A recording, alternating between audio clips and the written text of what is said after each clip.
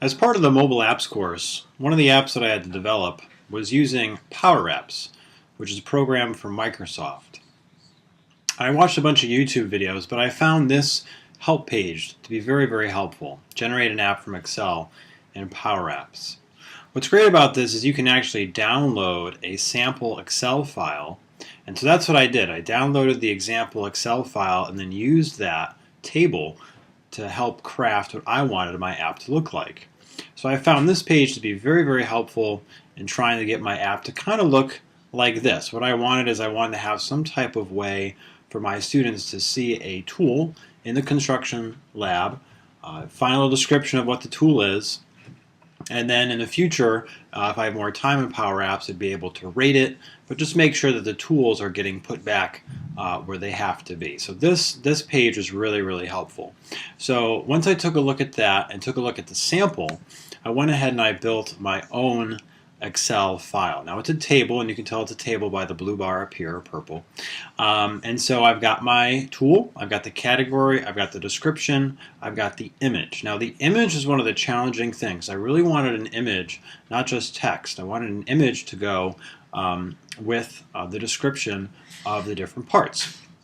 Now, one of the things that I noticed is that all the image files, and even the one from the sample, ended in JPG, a JPEG. And so trying to figure out how to do that was one of the bigger challenges. And so I went back and forth, back and forth. One of the things I noticed is this text right here has to be written exactly this way. The link has to end in JPG. And so in my PowerApps folder, in my OneDrive, I made a folder for PowerApps. I went ahead and put all the pictures in there. You can see I've got the sample flooring estimates, and then I have my sample pictures. So on my sample picture, here's my picture, but how do I get the .jpg link? Now if I copy this up here, that will not show up as a JPG. What I have to do is go to View Original, and then I get the JPG file. And so I was able to copy that link, put that into the table, and that's what allowed me to see the picture that I wanted to see. So I got all my pictures in there.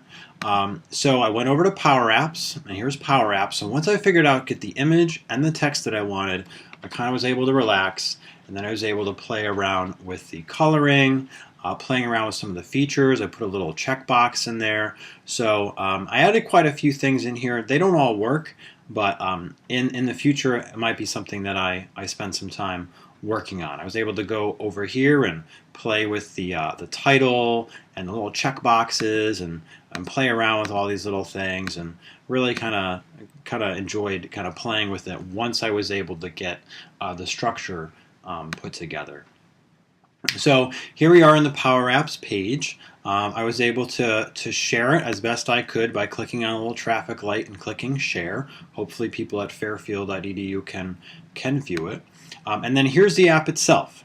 All right, here's kind of how it would look in the screen. All right, so kids could scroll down. All right, they can check off whether or not the part has been returned, whether or not it's in the tool cabinet, because putting away the tools is pretty important. All right, they can actually click on the little arrow here, and ideally they'd be able to rate the tool.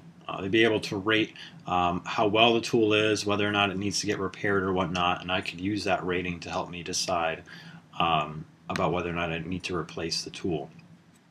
And in a perfect world, what I view this app being able to do is that students could go ahead, they could go to the cabinet, they could check all the boxes as to whether or not the part has been returned, they could hit the checkbox, and then that feedback would go to me, and I'd be able to see that all the tools have been returned. There's two tools that work up here. This one allows to reset the field, and this one allows to change how the tools are listed. And the checkbox doesn't really do anything. So that was PowerApps. Definitely a learning curve, but that help guide that I found really made a difference in making this app come together. Thanks.